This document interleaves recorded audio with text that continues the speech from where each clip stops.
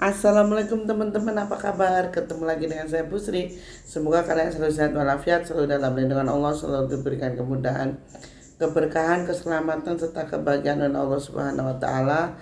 Selalu dilimpahkan rezekinya, yang sedang sakit segera sembuh, yang belum punya momongan segera diberikan momongan, yang sedang dalam masalah atau musibah mudah-mudahan segera mendapatkan jalan keluar ya teman-teman. Amin amin ya robbal alamin. Teman-teman, terima kasih banyak ya untuk yang sudah subscribe, like dan komennya. Terima kasih banyak. Semoga kalian selalu diberkahi oleh Allah Subhanahu wa taala. Amin amin ya robbal alamin. Teman-teman, kalian percaya nggak sama pesugihan ya? Kalau saya tuh percaya teman-teman, dan ini ada satu cerita di mana kejadian ini terjadi di Gunung Serandil teman-teman. Kalian pasti sudah pernah mendengar Gunung Serandil itu ada di mana. Gunung Serandil itu tepatnya ada di daerah Cilacap teman-teman, Cilacap. Jadi Gunung Serandil itu tempat seseorang melakukan ritual pesugihan. Nah, Gunung Serandil sendiri itu berdekatan nggak jauh dari pantai selatan ya teman-teman, perlu kalian ketahui, nggak begitu jauh lah. Nah, jadi langsung saja ke ceritanya teman-teman. Jadi ada 4 orang, ini namanya Pak Anwar, Pak Rosid, Pak Beni, sama Pak Diki. Nah, keempat orang ini sebenarnya usahanya itu adalah ikan asin teman-teman, ikan asin. Terus apa namanya, dilalahnya ikan asinnya ini kan, yang Pak Beni ini kan bangkrut teman-teman, bangkrut. Jadi Pak Beni ini sebenarnya rumahnya ada di daerah Indramayu. Jadi bangkrut, terus putus asa teman-teman, putus asa. Lalu Pak Rosid ini salah satu orang yang sudah, dia usahanya besi tua teman-teman. Besi tua itu rongsok itu ya, rongsok itu, terus dia sudah berhasil. Nah, Pak Rosid ini sendiri pernah mengalami kegagalan waktu di Jakarta teman-teman. Di Jakarta, jadi Pak Rosid ini punya, jadi kalau di Jakarta itu dia hanya numpang lahan gitu loh teman-teman, numpang lahan diminta sama yang punya. Terus akhirnya kan harus diserahkan ya, namanya dia hanya numpang lahan untuk lapaknya. Nah, Pak Ben ini kebetulan cerita nih ke Pak Rosid, saya ini lagi dalam keadaan yang benar-benar susah, apakah ada yang bisa bantu saya. Terus Pak Rosid ini bilang, oh ya anu aja, ayo ikut saya aja ke Gunung Serandil, soalnya saya juga mau ke sana dulu, saya mau ke sana lagi gitu teman-teman. Saya juga mau ke Gunung Serandil lagi katanya gitu. Terus di sana tuh tempat apa Pak Rosid? Itu tempat pesugihan. Oh ya sudah, saya ikut. Apapun saya lakukan, yang penting korbannya bukan anak saya gitu. Terus akhirnya diantarlah Pak Rosid ini, Pak Beni ini ke Gunung Serandil sama Pak Rosid. Pak Rosid mengajak temennya yang namanya Pak Diki ini. Nah, perlu teman-teman ketahui, Gunung Serandil ini sebenarnya hanya sebuah perbukitan teman-teman, perbukitan, tapi ini udah di daerah Cilacap, itu udah sangat terkenal sekali. Jadi nanti di sana itu kayak ada apa ya teman-teman, punden gitu loh, kayak ada punden, pohonnya besar, pagernya itu hijau, dikelilingi pagar hijau gitu. Eh, Nah di situ Pak Rosid itu tuh ke situ ketemu sama juru kuncinya Pak Rosid. Ke situ tuh mau nyembelih kambing teman-teman, karena Pak Rosid udah berhasil. Nah, terus juru kuncinya nih ngomong gini, ini temenmu mau apa kata gitu. Iya mau sama Pak, mau biar usahanya lancar lagi, sukses, terus yang jelas nyuwun sugih kata gitu. Pak Rosid ini bilang sama juru kuncinya. Terus oh ya udah nek gitu, nanti kamu siapke ugo rampenya kata gitu Pak, juru kuncinya itu. Oh ya, Pak Roset bilang itu teman-teman. Nah, dua hari dua hari itu mereka di situ teman-teman karena nunggu hari pas ya. Kalau kata juru kuncinya itu hari Rebo Legi katanya kan harus nunggu hari Rebo Legi.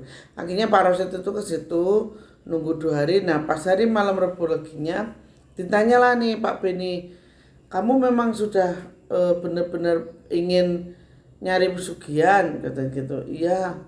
Tapi kalau di sini itu nggowo tumbal katanya mbahnya itu begitu. Terus Pak Ben itu bilang begini, ya mbah apapun yang terjadi saya terima, yang penting jangan anak-anak saya yang dijadikan tumbal katanya gitu. Nah setelah itu teman-teman, kan kalau di Gunung Srandil itu pesugihan harus pakai kambing ya. Nah, disitulah Mbah Pak Roset ini, Pak Ben ini kan pinjam uang sama Pak Roset untuk beli kambing. Pak Ben ini saya pinjam uang dulu ya buat beli beli kambingnya kata gitu. Oh wes tenang wae aku sentuhku kata Pak Roset. Akhirnya di hari Rebo Legi ini apa teman-teman, dilakukanlah ritual dengan puasa dulu. Pak Roset ini puasa terus Pak Ben ini puasa juga. Jadi Pak Ben ini puasa terus sama mbahnya itu kan kalau orang mau mencari pesugihan kan disuruh tirakat di bawah pohon itu teman-teman. Di situ. Terus keluarlah nih Pak Beni dari ruang itu, ditanyalah sama mbahnya. Wes kamu udah temenan, sudah bener-bener niat gitu. Niat mbah. Ya wes itu wedhusnya kambing itu sembelihan kata gitu. Nah, ketika Pak Beni ini ngelihat kambing itu teman-teman, yang terbayang dalam pikiran Pak Beni itu apa? Mertuanya. Mertuanya terus Pak Beni itu pikirannya apapun yang terjadi wes wajah mertuaku ndak apa-apa kata Pak Beni itu, ndak apa-apa yang penting saya pulang bawa uang, pulang bawa hasil katanya gitu. Nah, disembelihlah kambing itu sama Pak Beni, disembelih pak gitu, disembelih udah. Kan kalau nyembelih kambing itu kepalanya buat sajen ya teman-teman, sajen. Terus di situ itu mbahnya ini bilang gini, juru kuncinya itu, wes tunggu engko bengi jajal piye no sing bau reksa, maksudnya yang menunggu itu berkenan enggak kata gitu. Nah setelah itu Pak Beni ini kan nunggu semalam, jadinya itu kan Rebo Legi, malam Rebo Leginya jadi hari Kamis ini didatengin sama mbahnya ini. Kayaknya kue gagal katanya, kamu gagal itu. Tuh, kenapa mbah saya gagal kata Pak Beni kan begitu ya teman.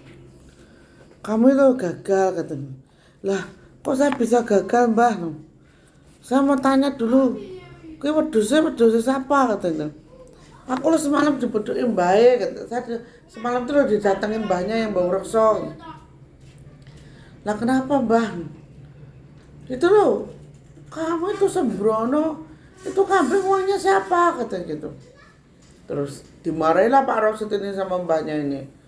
Oh, itu uang pakai uang saya mbah, karena ini kan Pak Ben ini nggak punya uang mbah. Oh sembrono kata, nggak boleh kayak gitu kata gitu, mbahnya itu begitu teman-teman. Terus Pak Ben ini kan kayak, terus aku kudu piye mbah, saya harus gimana mbah kan gitu kan. Terus Pak mbahnya ini juru kuncinya ngomong ini, ya coba nanti malam kita ritual lagi gitu. Kamu tuh jangan, kalau nggak punya duit tuh nggak usah nyembelih kambing katanya mbahnya. Terus Pak Ben ini bilang ya karena saya nuruti Pak Roset mbah gitu. Nah ini belum sampai malam teman-teman, jadi habis asar itu Pak Ben ini dapat telepon dari keluarganya bahwasanya mertuanya itu meninggal. meninggal. Jadi jatuh dari kamar mandi terus meninggal, teman-teman. Ditanyalah sama istri, kamu di mana Pak, katanya gitu.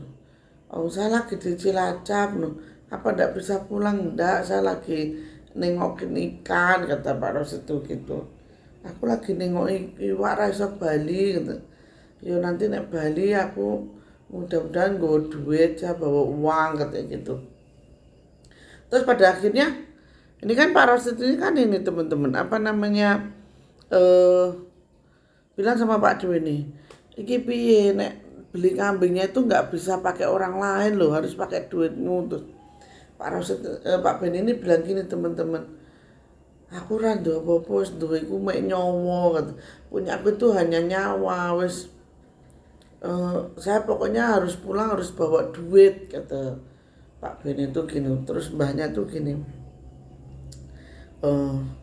kamu masih tetap pengen pesugihan? Iya mbah, saya masih pengen pesugihan. Ya wes nek gini anu aja, kamu tak golekin nomor aja, kata gitu. Kamu nek pesugihan wis gagal, kata, ndak bisa, walaupun maratuamu tuh udah mati, udah diambil sama sing boroso, tapi kamu gagal, katanya gitu. Lah terus saya gimana mbah, saya pulang harus bawa uang. Ini wae, iki tak jolukke angka ning kowe iku kudu wayangan nek kene, katanya. Oh nggih mbah, katanya. Akhirnya di hari malam Sabtu mbahnya ini ritual lagi, teman-teman, ritual. Terus Pak Ben ini suruh ngikut, nah di dalam ritual itu, teman-teman, Pak Ben ini didatangin morotuane. Dalam datangnya Pak Ben ini, morotonya bilang gini, walah lele kamu tuh kok tega tuh le sama ibu ki lho le, neng sini disiksa, disuruh bekerja le, no. Hasilmu itu apa, katanya. Hasilmu apa le, ndang Bali, katanya gitu. Itu dengan, jadi ibunya Pak Ben itu nggak ada kepalanya, emang kepala itu kan kepotong, teman-teman. Jadi Pak Ben itu di situ tuh juret ketakutan. Akhirnya apa, teman-teman? Ampun bu. Jadi Pak Ben itu dihantui sama mertuanya ini. Nah, singkat cerita, malam Sabtu itu juga nggak jadi dapat nomor karena Pak Ben ini histeris. Pokoknya dalam pemandangan Pak Ben ini, ibunya mertua itu datang, pokoknya ngejar dia terus, suruh pulang kata gitu. Nah, setelah kejadian itu kan mbahnya ini udah nggak nyaman ya, teman-teman, nyaman terus bilang gini, wes gedang mulai wae rasane kene, kurang neng kene malah dadi gawe, kata mbah gitu. Nah, akhirnya Pak Rasid dan temennya Pak Dik ini terus pulang dengan membawa Pak Beni ini, teman-teman. Kalian tahu nggak, di perjalanan Pak Beni ini kayak orang gila, teman-teman. Kayak orang gila, ketawa sendiri, terus tiba-tiba nangis, ketawa, terus nangis lagi gitu. Nah, singkat cerita, ternyata Pak Ben ini ke rumahnya diantar. Di rumahnya diantar, terus dengan datangnya Pak Ben ini kan istrinya bingung, kok jadi begini Pak suamiku, kata istrinya kan begitu. Terus Pak Rosid bilang, bu, ya mungkin karena kebantaran pikir, katanya gitu. Kebantaran pikir bu. Nah, terus Pak Rosid pamit pulang. Nah Pak Ben ini, teman-teman, di rumah Pak Ben ini malam ini nggak bisa tidur. Tiba-tiba tuh ada uang itu kayak puting beliung tuh, dan itu hanya di sekitarnya Pak Beni. Rumahnya Pak Ben itu uang itu wus gitu.